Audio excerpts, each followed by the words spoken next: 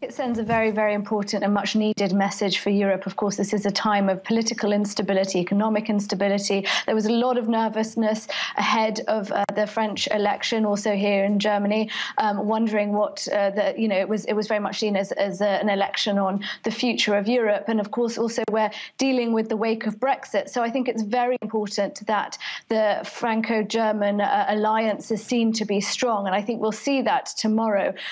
Certainly, Angela Merkel and also the Social Democrats have had many words of praise for Emmanuel Macron. He's a centrist politician whose politics very much are in line with those of Germans. In fact, the very nature of his politics, that he takes a bit from the left and a bit from the right, is very Germanic, albeit that the German government tends to rule as a coalition of two parties.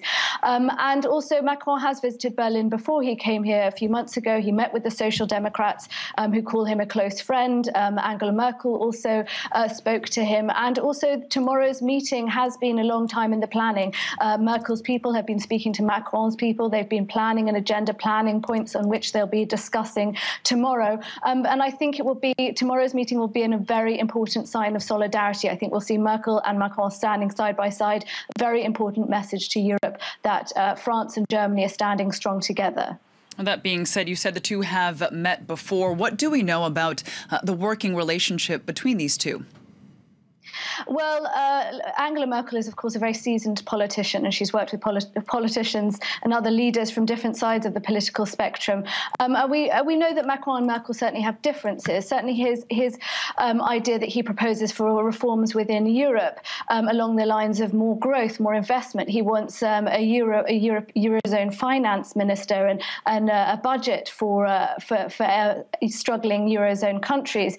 This is something that Angela Merkel's Conservatives, certainly with Wolfgang Schäuble as the finance minister pushing for more austerity and reining in the budgets, don't exactly agree on. This is something that Macron would find more sympathy in the Social Democrats here in Germany.